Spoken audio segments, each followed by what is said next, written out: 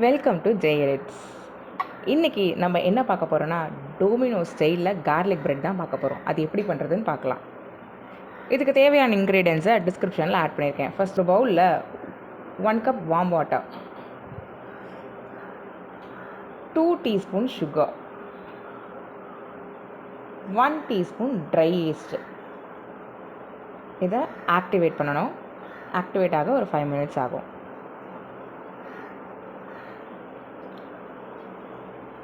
East நல்லாவே activate ஆகிடுச்சு, உங்களுக்கு பார்த்தாலே தெரியும். அதை நல்ல ஒரு ஸ்பூனால் கலந்து விட்டுக்கோங்க.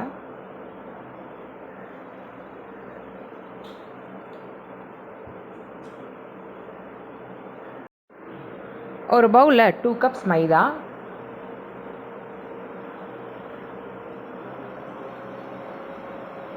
அதுக்கப்புறம் நம்ம ஆல்ரெடி ஆக்டிவேட் பண்ண வாட்டர் இருக்குல்ல, அந்த ஈஸ்ட் போட்டு அதையும் அதோட ஆட் பண்ணிக்கிறேன். 2 டேபிள்ஸ்பூன் மில்க் பவுடர்,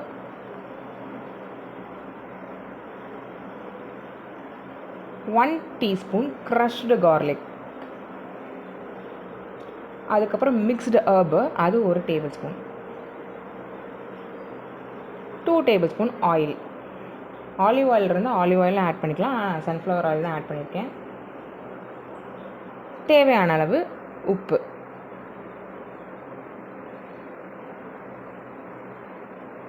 இதை நல்லா மிக்ஸ் பண்ணிக்கலாம்.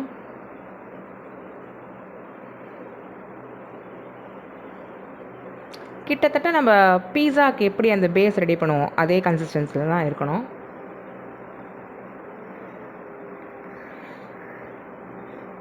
மாவு இந்த பதத்தில் கையில் ஒட்டாமல் வர வரைக்கும் நல்லா பிசைஞ்சு வச்சுக்கலாம். இது கூட கொஞ்சோண்டு தேவையான அளவுக்கு ஆயில் மேலே லைட்டாக க்ரீஸ் பண்ணி ஒரு 2 ஹவர்ஸ்க்கு இந்த மாவை அப்படியே நம்ம டபுள் ஆகிற வரைக்கும் வைக்க போகிறோம்.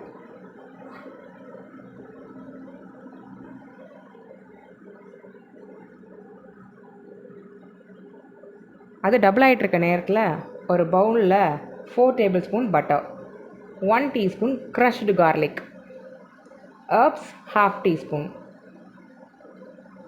சில்லி ஃப்ளேக்ஸ் 1/2 டீஸ்பூன், இதெல்லாம் போட்டு நல்லா மிக்ஸ் பண்ணிக்கலாம்.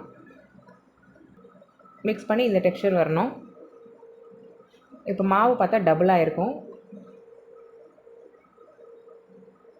நல்லா சாஃப்டாக இருக்குது மாவு.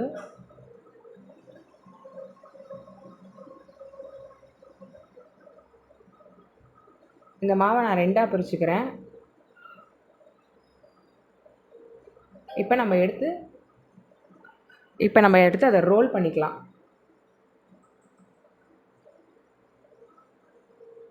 சப்பாத்தி கட்டையை வச்சு நல்லா உருட்டிக்கலாம். நமக்கு தேவையானது. ரொம்ப தின்னாகவும் உருட்டக்கூடாது, ரொம்ப பெருசாகவும் உருட்டக்கூடாது. ஓரளவு மீடியம் சைஸில் அந்த பேஸ் இருக்கணும்.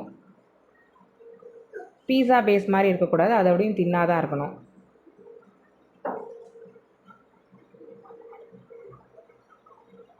ஒரு தட்டில் போட்டு ஸ்ப்ரெட் பண்ணிக்கோங்க. அப்போ கொஞ்சம் அந்த ரவுண்ட் ஷேப் இருக்கும். அதுக்கப்புறம் மிக்ஸ் பண்ணி வச்சுருக்கோம்ல அந்த garlic, butter, mixed herbs, chilli flakes, அந்த ஸ்ப்ரெட்டை அது ஃபுல்லாக நான் ஸ்ப்ரெட் பண்ணுறேன்.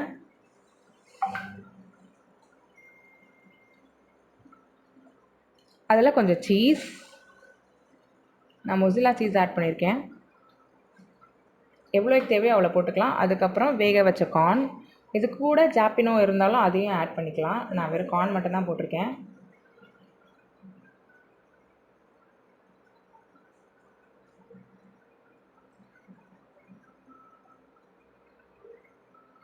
இதை அப்படியே மூடி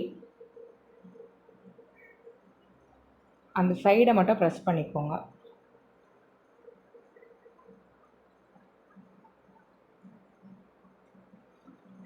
இப்போ ஓடிஜியில் 30 மினிட்ஸ் 180 டிகிரி. எனக்கு அந்த மாவில் 3ஆக பிரித்து 3ஆக பண்ணியிருக்கேன். உங்களுக்கு எத்தனை வருதோ அதை பண்ணிக்கலாம். முடிஞ்சிருச்சு. நல்லா வாசனையாக இருக்குது. கிட்டத்தட்ட டோமினோஸ் பீஸாக்குள்ளே போன மாதிரி இருக்குது.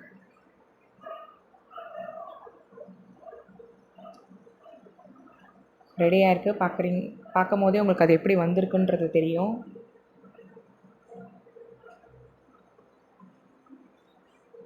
நான் 3 செஞ்சுருக்கேன்னு சொன்னேன்ல, ஸோ அதுதான். சாஃப்டாக இருக்குது. அதுக்கு மேலே லைட்டாக அந்த ஆல்ரெடி நம்ம ரெடி பண்ணி வச்சுருக்கோம்ல, அந்த பட்டர், கார்லிக் அதெல்லாம் போட்டு அதை மேலே லைட்டாக ஸ்ப்ரெட் பண்ணிக்கிறேன். இப்போ கட் பண்ணி பார்க்கலாம். பாருங்கள், நல்லா சீஸியாக இருக்குது, நல்ல டேஸ்ட்டாகவும் இருக்குது, கார்ன் எல்லாம் ஸ்டஃப் பண்ணி. நீங்களும் வீட்டில் இதை ட்ரை பண்ணுங்கள், கமெண்ட் பண்ணுங்கள், லைக் பண்ணுங்கள், சப்ஸ்கிரைப் பண்ணுங்கள்.